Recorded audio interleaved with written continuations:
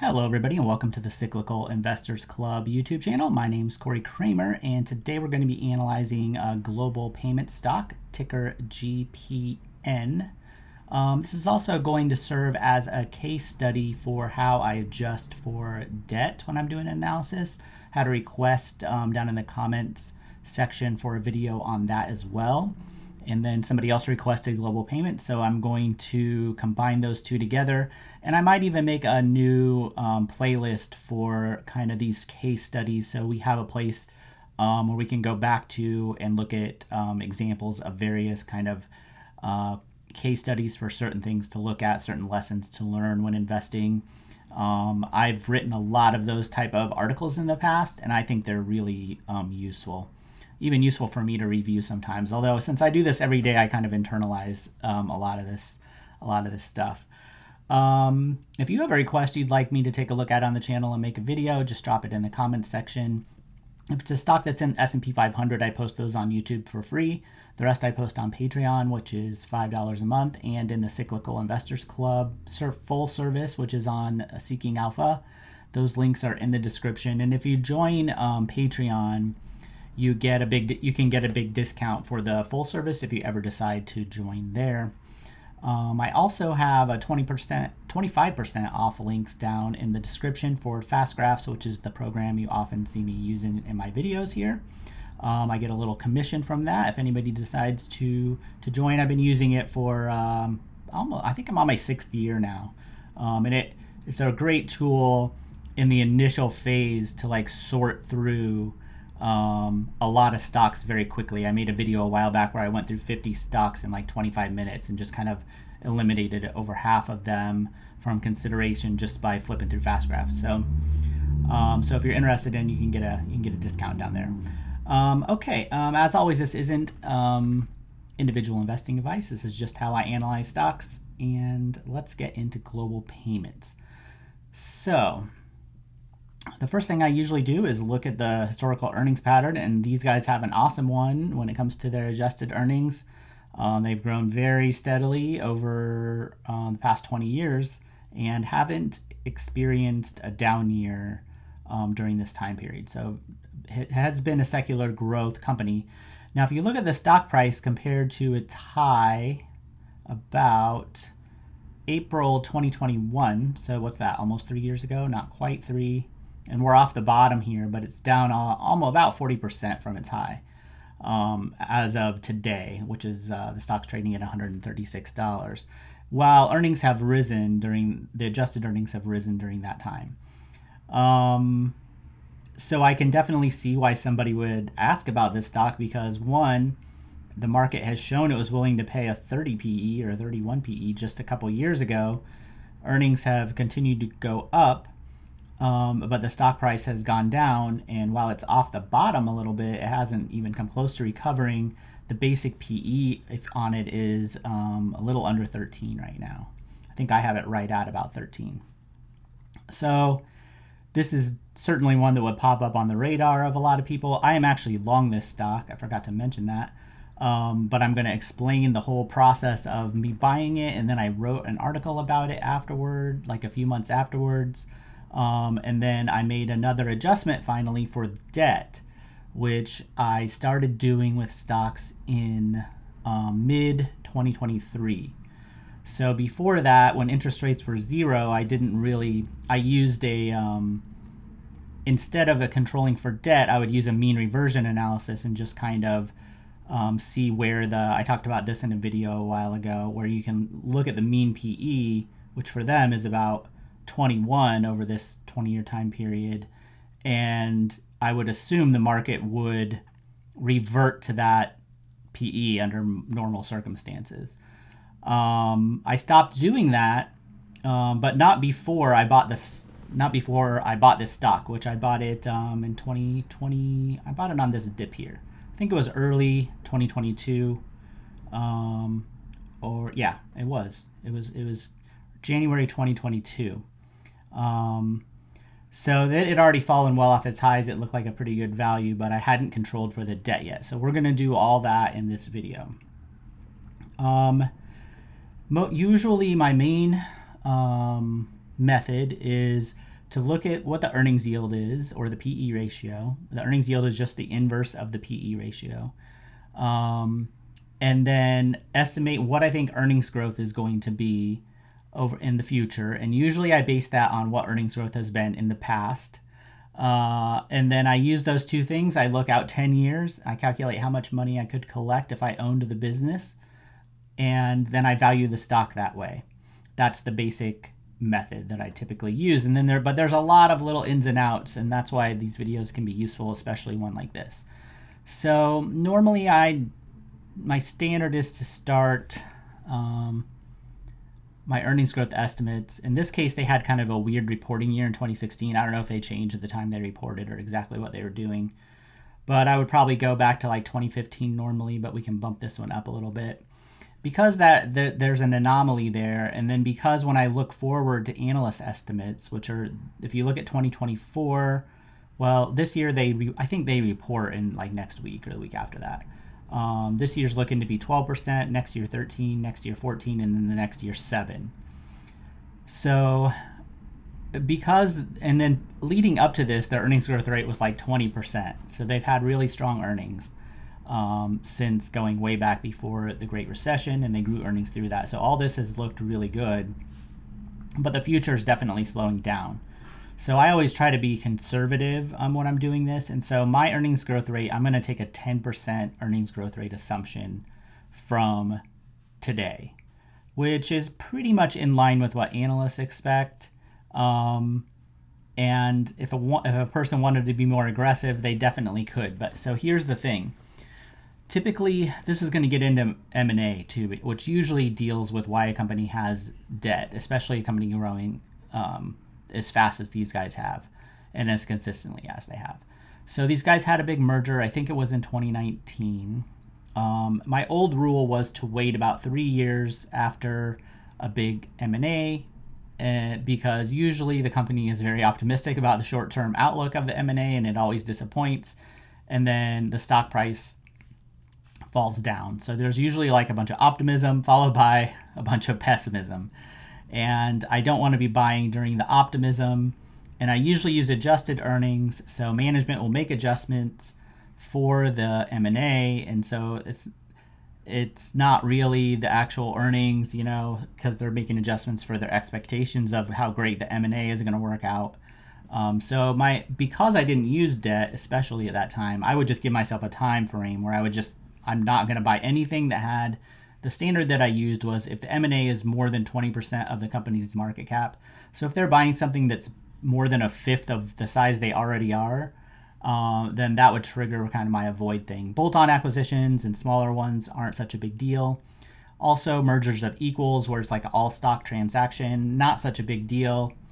But the ones where they're taking on debt and issuing a bunch of shares, doing a bunch of stuff that they're going to have to try to account for in their accounting, that's the ones where I would be cautious. And I actually was cautious with these guys. So I waited my 3-year time period. I forget exactly when the deal closed, but I think it was in 2019. And the stock price had gone up like we might expect. Now, granted, we had COVID and all kinds of stuff like in the mix here. But then we had let's see, how far did they fall? They fell about 50%, right? And then they bounced, and I bought them on the bounce. So because the valuation looked good, it looked like the business, finally some of the M&A stuff was being priced in by the market, and that negativity was there. And so all those kind of things checked all the boxes that I had, and I went ahead and bought it. Now I've changed this to some degree, which is what we're going to get into with the debt. But first, let's kind of just look at what I did. So I think I bought it in January 2021. It's about even, I know, with dividends from when I bought it. I want to say maybe I bought about here. When I glanced the other day, yeah, that's almost exactly right. So it's down like 3%. That looked like what I had the other day with dividends. So it's been pretty basically flat. So at least I was fortunate enough to buy it at a reasonable price, even though it hasn't really done much for me. But I also bought it when I did not have a recession. A lot of times you guys will see me talk about recession PE because recession risk is relatively high. It feels kind of like we're late cycle, or at least there's uncertainty in what's going to happen. It's weird to have interest rates as high as they are, with stock prices as high as they are, and definitely the change in interest rates. So, and there's a lot going on there with valuations, everything else. But this was the last stock I bought before I put kind of a full recession PE into place, after the Russian invasion of Ukraine. That made me get even more defensive, and from, I don't know, February to, I think by the time May came around, I was like fully defensive throughout the portfolio. I'd even sold some stocks. So I had stricter standards basically from the time I bought it to the time I wrote about it, and I wrote as a buy on, that's okay. In July 8th, 2022. Now the stock is up about 21% since then, a little less than the S&P 500, but pretty solid. Now at this point, I still wasn't controlling for debt. I think this might be the last article I wrote before I fully made those changes. But I was controlling for a potential recession. So this was lower than I actually bought it. So I'm flat. After I wrote this article, the stock is up like 20%. So it was a little bit more conservative in that regard. Okay, so moving through time, I did start controlling for debt. I removed the mean reversion portion with the thinking that interest rates could stay higher for longer, that old PEs might not be the same as new PE averages, because if interest rates are higher, often PEs will be lower. And we really weren't going to like a high interest rate. We were going to a normal interest rate, which the market still hasn't quite gotten its mind around yet. Now, granted, normal, might be a little lower than where we are right now, but we're pretty much like at the 10-year in like the normal historical range. So there's no reason to think that interest rates should necessarily need to go down. And for that reason, over time, it hasn't happened yet. We've actually gone the opposite direction with valuations lately for some stocks. But I think it made sense to not assume that a mean reversion was necessarily going to take place back to the days when interest rates were zero, right? So that was my thinking. And then on the flip side of that, if interest rates remain higher for longer and companies can't refinance at super duper low rates, well, now debt matters over the long term, because that's going to be a drag on their future earnings potential. So then I started controlling for the debt. So that's what we're going to get into here.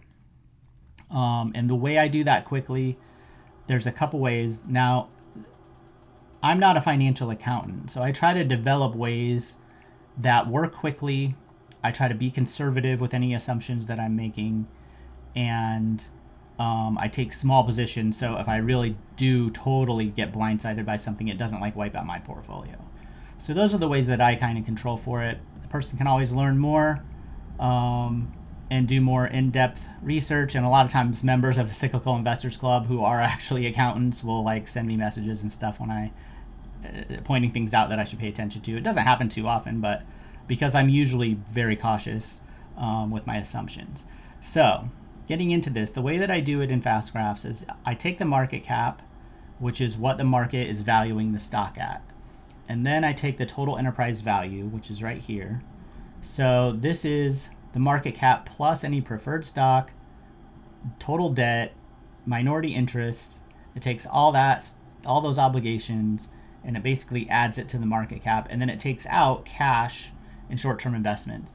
This actually, for like some tech companies, I think a lot of people aren't quite paying attention to this, because they'll actually have no debt and cash surplus. So one benefit of doing this too isn't just that you control for debt, but that you control for cash. So a business might, like, I don't know, Google or something, might look pretty expensive maybe, but they'll look less expensive if you consider the cash that they have. Definitely for a company. And if you notice that these are really crazy, like they really just don't make any sense, which happens with some businesses, asset like custody banks and stuff, it doesn't work. every now and then. I just glanced at Apple a little while ago, and it used to be perfect, but now for some reason it's not. Maybe it's because some of the stuff they hold is overseas. I'm not exactly sure. So if you see that it looks weird, then you might have to do more research or find another way to do it. Another way to look at it is you could look at the long-term debt to capital, which is 41%. So that's another quick way. And if you compare the two, if they're both close together, you're probably in pretty good shape in terms of using as a quick estimate. So the way that I do this is I divide the total enterprise value by the market cap. So I'll take 51.57 divided by 35.676, and I get 1.45. I think in my spreadsheet it's going to be 1.46 because I did it the day before. This will adjust based on the change in the stock price, because the market cap is based on the stock price. And so it will change with that, while a lot of the obligations might not change. So as the stock price drops, this actually gets more pessimistic in, I don't know if I would call it like an exponential fashion, but it's not a linear fashion. So it will get worse and look worse as the stock price drops. If they get really cheap, it might be worth keeping that in mind. Sometimes I'll get to a point where I don't make like the small adjustments. If I made the adjustment for the quarter, that's fine. And like right before I buy it, I usually don't change my buy price like a whole lot, just because the stock price has fallen. It won't be a giant change usually, but it could kind of incrementally get lower and lower. That's not really what you want. You don't want too much of that. At least I don't, because you don't want to be getting overly pessimistic at the same time the market's getting over pessimistic, because you might miss your opportunity. You don't want to be too in line with the market, but you want to just take it into account. So that's kind of how I do it. Now, when I did that division, I said 1.44. So this is which is 44% or 45% over so this is 45% more than the market cap. And if you look, this is like the long-term debt to capital is like 42%. So those are right together. That's a good sign that it's probably worth using in a very quick way. So what I do is I say, okay, if I just adjust the stock price up by that amount, that is what the real stock price is if you were going to buy that business. Like, you would have to pay for the stock, and then you'd have to pay for the debt and all the other obligations. So the way that I do that is I just take the stock price, which right now is 136. I multiply it by 1.46. It's a little higher because I did it the day before. And so what this does is it will raise the valuation. So this PE, the 13.05, doesn't include a debt calculation, but this earnings yield here does. So a 5.25 earnings yield is about a 19 PE. So you can see the difference. And if you want to just do a quick way with just the PE, if you're not into like earnings ratios and you just want to, if you took like 13, I'm going to do it right now, I haven't done it ahead of time, and you multiply it times 1.46, you get 18.98, so about 19 PE. So you can just do that quick adjustment to the PE. So if you're in the fast graphs and you're like, a really quick way is just to look at this long-term debt thing and say, okay, long-term debt to capital. Say, okay, the PE is 13, but I should really add like 42% to it. So now you're up to like 18.5. Okay, well, now it doesn't look that cheap anymore. It looks okay if earnings are growing at 13%. But it's not like super duper cheap, right, compared to the market. It's pretty close to the market. And then when you consider that extra debt probably has extra risk compared to a tech company that doesn't have that, right? And you start to kind of think about it a little bit, it starts to make more sense. One thing I will say, generally speaking, too, about the M&A, just to back up a little bit because I just thought about it. Sure, this company has a great long-term history, okay?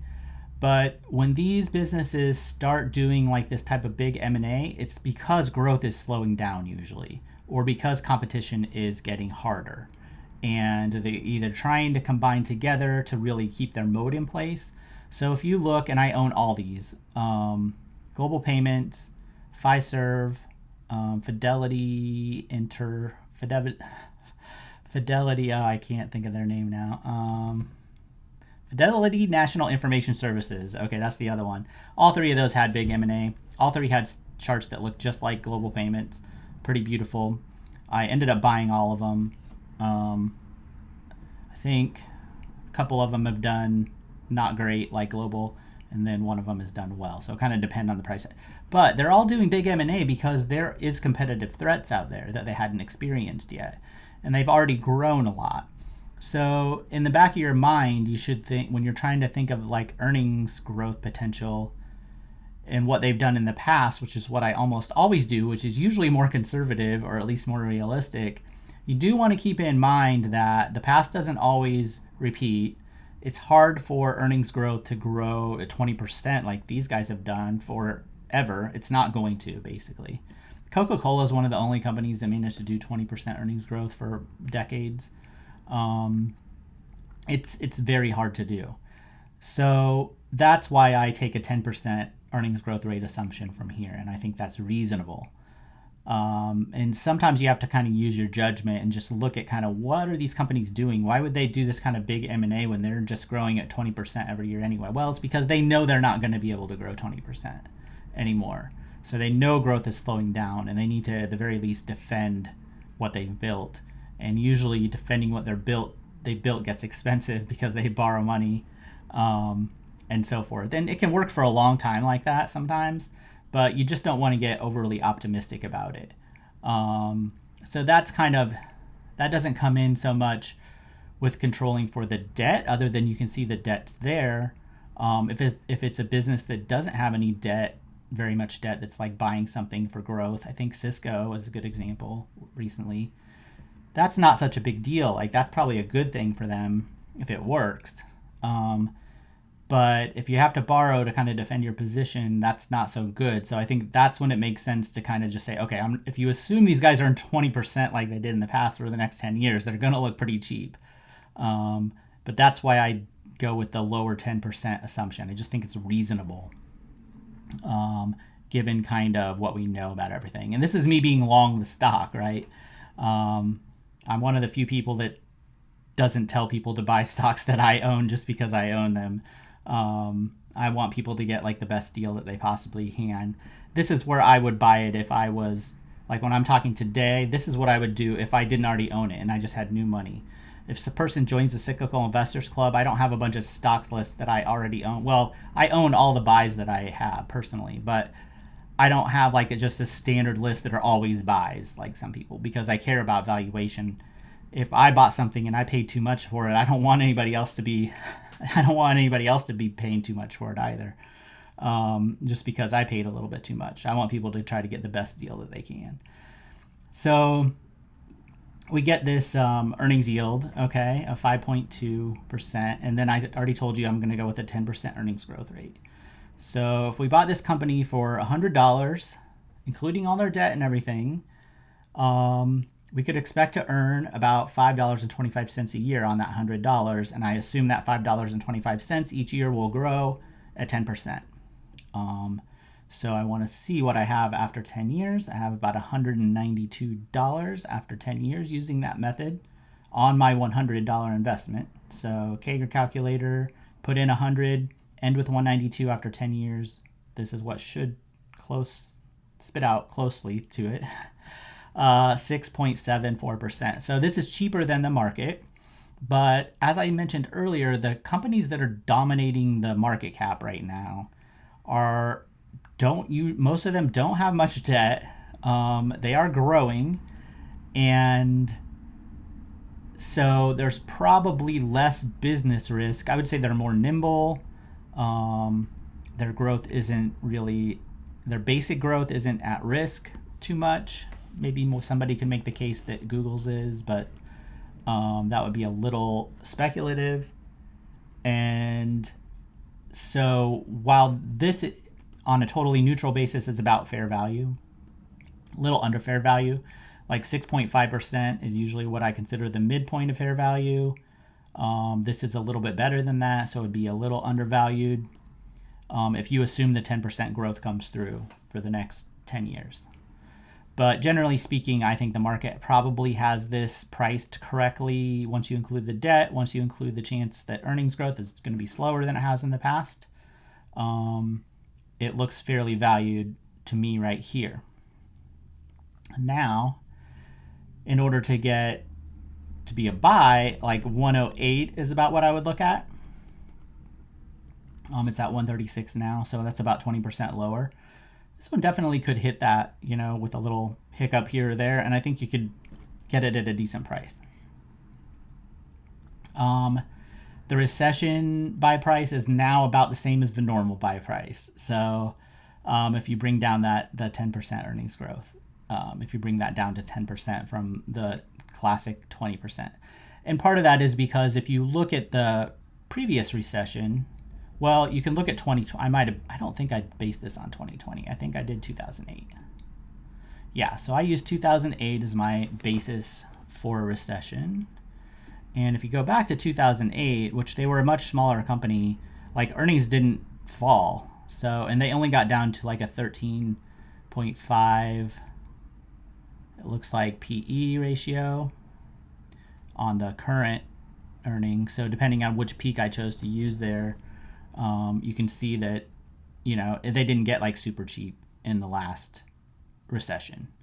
And I don't even think in 2020 they did. Yeah, they were still at, I think, high teens PE. I can't quite get the fast graph to hit the right date. Maybe if I shrink it. Yeah, so only 19 PE there. So you can see, like, during the past, they haven't really fallen that much during recessions. I think this is going to be just a different situation probably this time. But they're both pointing about to the same, about to that same 108 level over the near term. Now, if they disappoint on earnings either in next week, or I haven't started pulling forward 2024's earnings yet, so we'll see where they'll report, we'll see where the current number actually lands, and then we'll get guidance, and then analysts will adjust what they think for 2024. And then the next time I update the stock, we'll be pulling that one forward.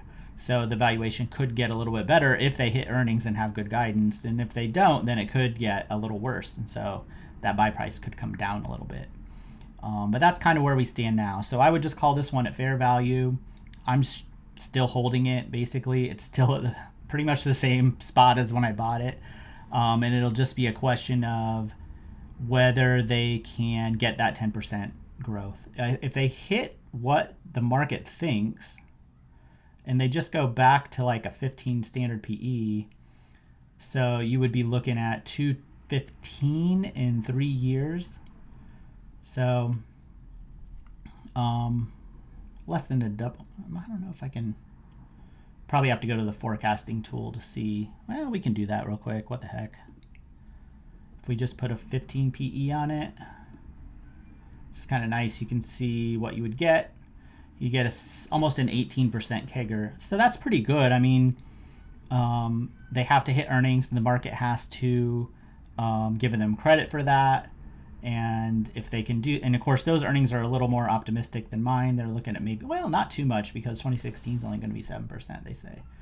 So that's pretty close. I mean, it's worth hanging on to, but we'll see if they can actually do it. We'll see if they can actually do it or not. It's just, you just have to kind of wait and see in that sense. Okay, hopefully you found this useful. I think I am going to start a new kind of case study playlist. And whenever I get a stock that matches up well, where I can explain some concept, I'll put it in that playlist. And if you enjoyed this, hit the subscribe button. If you liked fast graphs, that link's down there. And I'll see everybody in the next video. Bye.